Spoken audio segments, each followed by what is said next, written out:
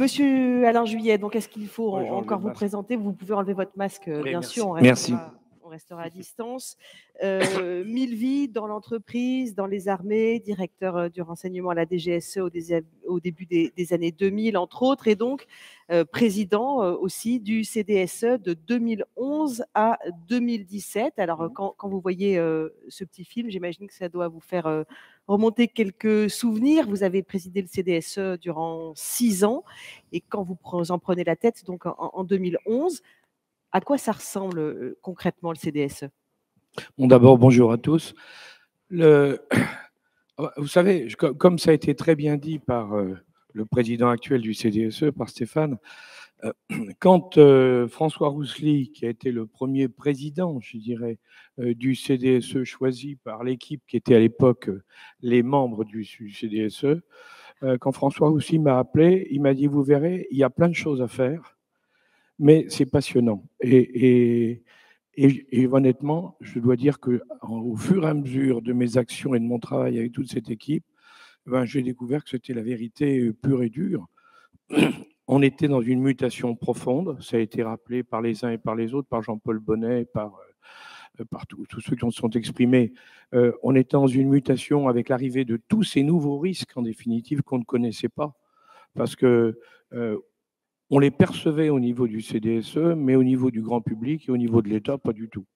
Donc ça a été le début d'une évolution qu'on a construite tous ensemble. Ça, c'était passionnant. Il y a combien d'adhérents au CDSE quand vous en prenez la direction? Je crois qu'il y en avait une quarantaine. Au départ, ils étaient une quinzaine. La première fois que j'ai rencontré le CDSE, moi, c'était quand j'étais au responsable intelligence économique. Au début des années 2000, ils étaient une douzaine. Je me souviens, on avait fait une petite réunion très sympathique, très intéressante, avec des gens de grande qualité, parce que c'était des gens qui eux, avaient une capacité d'anticipation. Et quand j'ai été nommé après François Roussely, on devait être une cinquantaine, 40-50. D'accord, donc 16 ans d'existence à ce moment-là, et donc cette mission, ce chantier de faire reconnaître ce métier de la sécurité d'entreprise. Oui, parce que si vous voulez, ce que percevait en définitive le CDE, ou comme on l'a rappelé au départ, c'était un petit groupe essentiellement d'anciens, pas tous, mais essentiellement d'anciens hauts fonctionnaires qui avaient été dans les domaines de la police en particulier, du ministère de l'Intérieur, et qui avaient une sensibilité à tous ces problèmes de sécurité pour les entreprises qui étaient toutes des très, très grandes entreprises. Donc, elles avaient des problèmes particuliers et, comme ça a été rappelé, avaient besoin d'échanger entre elles. Donc, ça marchait très bien. Ce qu'on s'est aperçu, c'est que à partir du moment où on agrandissait le cercle, parce qu'il y avait le besoin, s'étendait à toutes les entreprises importantes et puis moins importantes, mais qui avaient des entreprises d'importance vitale, comme on dit aujourd'hui. Au fur et à mesure, il fallait arriver à avoir un ensemble qui soit cohérent. Et c'est là, donc, tout le problème, c'était à la fois de transmettre, d'abord de bien coopter, de transmettre entre tous, et puis de penser à l'avenir, de construire l'avenir. Et est-ce qu'au départ, il fallait un petit peu crédibiliser, faire connaître un petit peu le rôle des directeurs de sécurité et sûreté des entreprises? C'était très peu connu, finalement. Le problème, mais on le voit encore aujourd'hui, le problème qu'on avait, c'était à l'époque, c'était que, ça a été dit, le directeur sécurité, c'était quelque chose qui était pour les grands chefs d'entreprise, pour la plupart, je dirais là, 99% des grands chefs d'entreprise, c'était quelqu'un qui était le patron du gardiennage. Donc, à partir de ce moment-là, on pouvait pas on le considérait comme une nécessaire, mais sans plus, quoi. Bon. Or, tout le problème, quand on voyait les nuages qui commençaient à s'amonceler, c'était de faire passer le message aux dirigeants d'entreprise que la sécurité allait devenir quelque chose de plus en plus important, qu'on va aller, je dirais, être confronté à des problèmes de plus en plus complexes et de plus en plus variés, et que donc il fallait d'une part avoir un très bon niveau de dirigeants dans la sécurité, il fallait leur reconnaître ses capacités et les utiliser, et d'un autre côté, il fallait pour le chef d'entreprise faire l'effort de se dire, mais pour pouvoir faire ça, il faut que je l'ai beaucoup plus proche de moi qu'il n'est. Donc il y avait plusieurs problèmes qui se posaient sur lesquels le CDSE a joué tout son rôle, ça on peut le dire, pour faire monter les directeurs de sécurité dans tous les niveaux, avec tous les problèmes que ça pouvait poser, que ça pose encore d'ailleurs. Hein.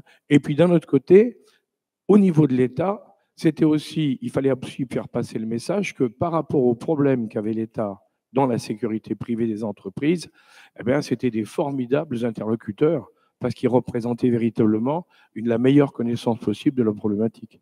Vous l'avez dit, il y avait souvent d'anciens policiers, d'anciens gendarmes, d'anciens Oui. militaires. À cette époque-là, on reste peut-être encore dans l'idée de ce quasiment retraité qui vient un peu pantoufler, prendre des sous. C'est aussi le regard que vous portez à l'époque un peu sur ce travers, on va dire. C'est-à-dire que comme la fonction n'était pas très valorisée dans l'entreprise, hein, dans la plupart des entreprises françaises, le directeur de sécurité, il n'était pas considéré. Alors, dans les très grandes entreprises dont je parle, il y avait des hauts fonctionnaires, il y avait des gens qui étaient de haut niveau dans la police, il y avait des préfets, il y avait aussi des gens du privé, hein, il y avait des gens remarquables qui avaient fait leur carrière dans le privé, mais c'était en définitive un petit nombre. Et toute la problématique, c'était de dire, il y a un petit nombre de gens très compétents, mais ce n'est pas suffisant. Il faut que toutes les entreprises se dotent de gens qui sont capables réellement d'assumer ces responsabilités-là. Et ça, c'était le problème. Alors, on a vu une évolution ensuite, si vous voulez, progressivement, après cette prise de conscience de départ, c'est que beaucoup de patrons d'entreprise se sont mis à recruter des gens en se disant, mais pas tout à fait dans l'esprit de ce qu'on souhaitait, à savoir en se disant, si jamais c'est vrai qu'il peut y avoir des problèmes avec la sécurité, s'il y a un problème, comment je peux faire pour m'en sortir? Eh bien, c'est simple, il faut que je me défausse sur quelqu'un d'autre. Alors là, on a eu cette vague de recrutement de fonctionnaires, hein, militaires, policiers de très haut niveau, des préfets, des généraux et autres, qui ont été recrutés à très haut niveau, mais auxquels on ne demandait pas une qualification particulière, on leur demandait d'être la barrière de sécurité s'il y avait un problème, en disant, pour que le chef d'entreprise puisse dire, c'est pas moi, c'est lui. Bon, ce qui est mauvais. Donc, alors heureusement, il y a une évolution qui est en train de se faire progressivement, et parce que tout le monde a compris qu'il fallait des gens, certes, de haut niveau, mais aussi des gens qui soient compétents dans les domaines de la sécurité. Alors, justement, cette compétence, cette montée en gamme que vous avez vue arriver au fil des années, est-ce que ça serait nécessaire, un peu s'il y a bien finalement des diplômes pour les agents de sécurité, est-ce que par parallélisme, l'idée de créer une sorte de label, de diplôme, quelque chose, un peu sur le modèle de ce qui se fait aux États-Unis, ça serait une idée intéressante ou pas besoin? Alors, si vous voulez, c'est ce qu'ont fait les Américains. Les Américains, ils ont exactement eu le même problème que nous. C'est très clair. Mais comme toujours, avec 10-15 ans d'avance. Hein. Donc, c'est intéressant d'observer comment ils l'ont traité. Et c'est vrai que chez les Américains, ils ont rendu obligatoire un diplôme qui s'appelle l'ASIS, hein, un diplôme que vous devez avoir pour être directeur sécurité d'une entreprise américaine, aux États-Unis comme dans tous les pays étrangers. Et c'est vrai que ce diplôme, qui est un diplôme qu'on peut faire chez soi, hein, en travaillant de soi, hein, ou qu'on peut faire en cours accéléré. Mais ce diplôme a un avantage, c'est qu'il garantit que la personne qui prend le poste a une vision sur l'ensemble. Mais il faut faire très attention quand même, parce qu'il ne faut pas croire non plus que le directeur sécurité, c'est quelqu'un qui sait tout sur tout, parce que ce n'est pas possible. La complexité de la sécurité, de tous les domaines concernés par la sécurité aujourd'hui est telle qu'il est indispensable que vous ayez, en tant que patron de la sécurité, une capacité de connaissance de base, mais aussi surtout de coordination, et d'avoir un réseau d'experts auxquels vous pouvez faire appel pour chacun des domaines, expert intérieur ou expert extérieur, mais auxquels vous allez faire appel à chaque fois que vous aurez un problème à résoudre, parce que vous ne pouvez pas tout résoudre. Regardez tout à l'heure, vous allez avoir Guillaume Poupard qui va venir. Bon, c'est sûr que dans le cyber aujourd'hui, si vous n'êtes pas spécialiste du cyber, vous aurez du mal à gérer un problème, une grave crise cyber, même si vous êtes un grand professionnel de la sécurité. Ce diplôme, sans renvoyer les directeurs sûreté sur les bancs de l'école, hein, on a bien compris. Non, pas du tout, pas du tout, c'est pas du tout ça. Mais si vous voulez, c'est un moyen de se garantir, les Américains en tout cas ont interprété ça comme un moyen de garantir une connaissance générale équivalente. Parce que c'est vrai que chez nous, vous avez plusieurs, comme je le disais tout à l'heure, quand vous êtes un policier, vous êtes spécialiste dans un certain nombre de domaines. Et si vous avez atteint un bon niveau, a priori, vous êtes un bon spécialiste dans ce domaine. Si vous êtes un militaire, par exemple, des services de renseignement, de la DRM ou d'ailleurs, c'est pareil. Vous avez très bonne connaissance d'un certain nombre de choses. Si vous êtes un privé, vous avez fait votre carrière dans l'entreprise ou avec des formations, vous avez aussi et c'est vrai que quand vous regardez tout ça, chacun a des connaissances très pointues sur un certain nombre de choses. Le problème, c'est qu'il y a des domaines, et c'est normal, dans lesquels il n'a pas ces connaissances-là. Donc, comment on fait? Alors, il y a plusieurs solutions. Il y a se doter d'experts à côté, se faire une formation, c'est la méthode américaine, apprendre tout. Enfin, toutes les possibilités sont là. Mais ce sera un moyen d'intégrer le cercle de confiance dont Stéphane Volin parlait, dont on reparlera dans la première table ronde. Ça pourrait être un préalable, finalement, ce diplôme? Ah ben, moi, je pense en tout cas que aujourd'hui, pour être directeur sécurité, il faut véritablement être un professionnel. Si vous voulez, quelle que soit votre origine, que vous soyez retraité d'active, que vous soyez du privé, du public ou ce que vous voudrez, il faut vraiment connaître. Ça devient de plus en plus complexe, mais c'est de plus en plus important au niveau des entreprises. Et je constate, comme on voyait avec Augustin de Romanet, et on le voyait avant avec Thierry Déaut, hein, entre parenthèses, ça m'a rappelé un souvenir, et je te remercie d'avoir vu passer Thierry Déaut, parce que j'ai eu la chance d'être membre de son conseil d'orientation quand il a commencé, au tout début. Et je me suis dit, ce gars, il va réussir, parce qu'à l'époque, ce n'était pas évident. Quand j'ai vu qu'aux États-Unis, il remportait des marchés face aux fonds d'investissement américains, parce qu'il raisonnait à plus long terme que les Américains, qui raisonnaient à 3 à 5 ans, alors que lui, il raisonnait à 25 ans. Et je me suis dit, ce type a une idée géniale. Et puis, quand on voit aujourd'hui Thierry, ça fait plaisir pour lui, mais aussi pour tout ce qu'il représente. Voilà. Mais je reviens à ce que je disais. Anticipation, en définitive, hein, parce que c'est ça. Il avait compris, Thierry Déaut, que je citais, avait compris on ne pouvait plus progresser dans les fonds classiques et qu'il fallait chercher autre chose. Dans la sécurité, tout est en train de se faire. Comme le disait Stéphane, il faut maintenant qu'on ait un cercle de confiance dans lequel il y a l'État et les entreprises qui travaillent ensemble. Le CDSE a fait un énorme travail grâce à François Roussely, qui était un formidable homme de l'entreprise, mais avant un formidable patron dans le cadre de l'État. Il l'a continué après moi, il l'a fait avec Stéphane. Nous avons un positionnement exceptionnel, c'est indiscutable, au niveau des pouvoirs publics, au niveau des entreprises.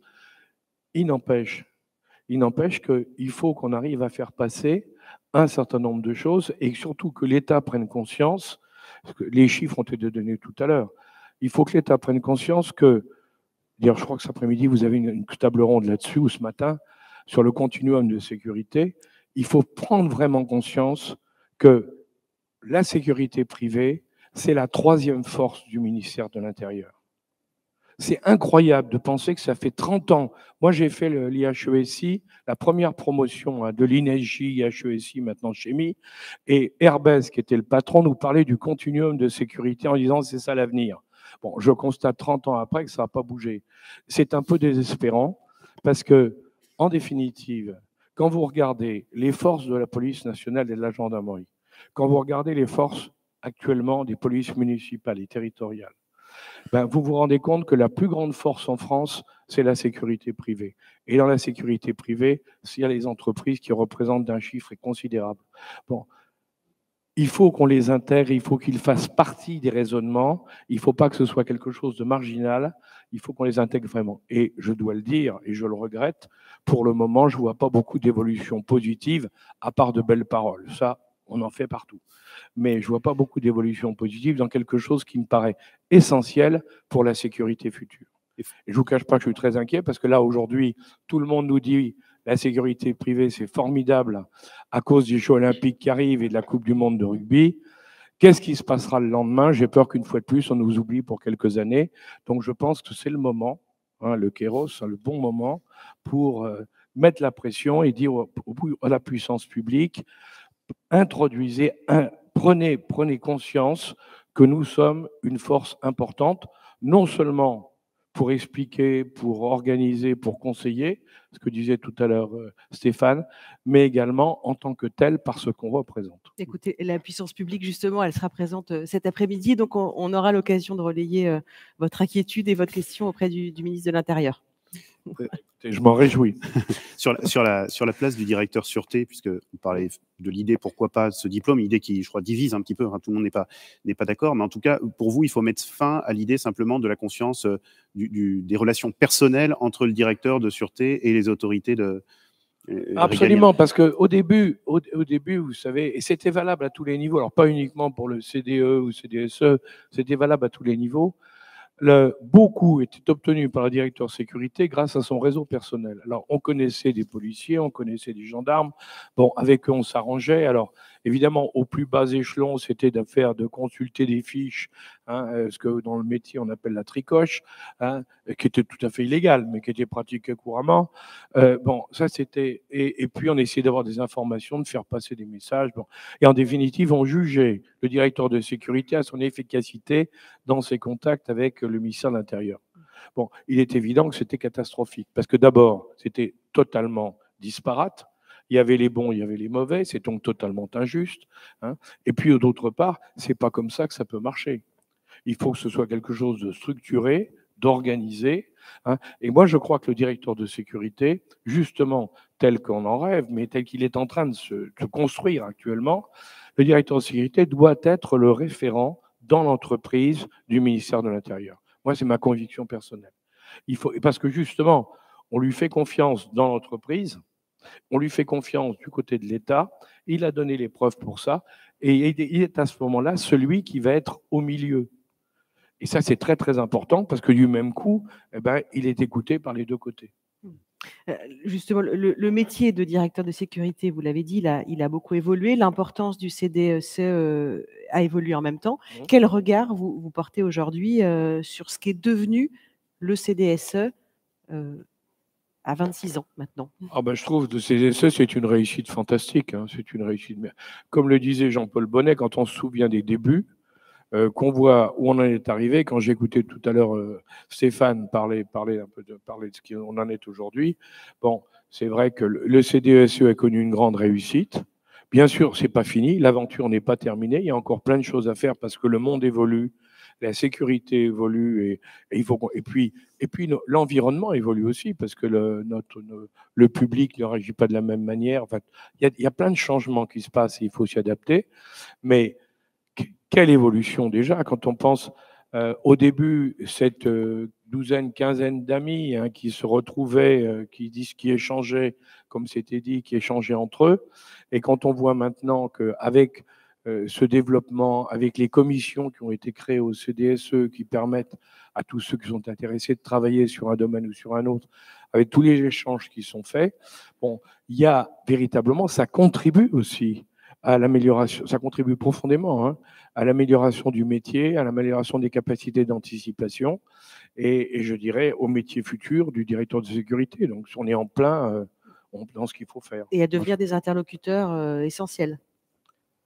Ah, je crois que c'est un interlocuteur essentiel parce que ben, on verra bien ce que dira le ministre cet après-midi, en dehors des gentillesses qu'il est obligé de dire puisqu'il sera ici.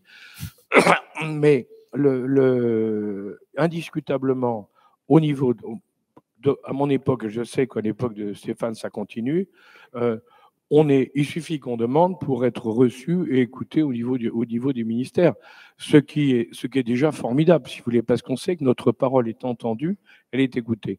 Alors après, le problème, c'est la mise en pratique. Voilà, la question. Et alors vous n'êtes pas là évidemment pour dresser la feuille de route de Stéphane Volant pour jusqu'à l'an 3000, hein, vous disiez tout à l'heure dans le petit film. Et qu'est-ce qui reste à faire pour le CDSE, alors sans viser l'an 3000, mais en tout cas dans un avenir plus ou moins proche, les chantiers à la place de l'entreprise, on disait dans la LOPSIF à venir, par exemple? Je crois qu'il faut d'une part, il faut adapter en permanence le CDSE à la réalité du moment. Hein. Bon, il faut anticiper l'avenir parce que ça, c'est le travail d'un directeur, des directeurs de sécurité. Il faut réfléchir à l'évolution du métier, bien sûr, et se doter des éléments de réponse, hein, et le faire en concertation entre les uns et les autres, et avec notre environnement, que ce soit le ministère de l'Intérieur, que ce soit ou les autres ministères, hein, le ministère des Armées, parce qu'il a aussi un rôle là-dedans dans certains domaines, hein, et d'autres. Et à l'intérieur, ben, je pense qu'il faut continuer là, vous avez Stéphane, vous avez Émile Pérez, vous avez toute une équipe qui pilote un CDSE avec sa directrice générale, bien sûr, qui pilote le CDSE pour le faire avancer, il faut qu'il continue. Le seul problème qu'il risque d'avoir, c'est qu'il faudra peut-être encore accélérer pour être encore plus efficace avec tout ce qui nous arrive dessus, parce qu'aujourd'hui, ça n'arrête pas. Et comme je le disais tout à l'heure, le problème des JO et le problème n'est pas un problème qui concerne directement, encore que, les grandes entreprises, mais il n'empêche que ça va concerner tout le monde par tous les impacts que ça va avoir autour. Et donc, à partir de ce moment-là, évidemment, il faut qu'on garde tout ça et qu'on s'y adapte. Donc, une dimension de plus à ajouter à tout ce qu'on a déjà connu. Bon, merci beaucoup Alain Juillet d'être venu fêter cet anniversaire du CDSE avec nous.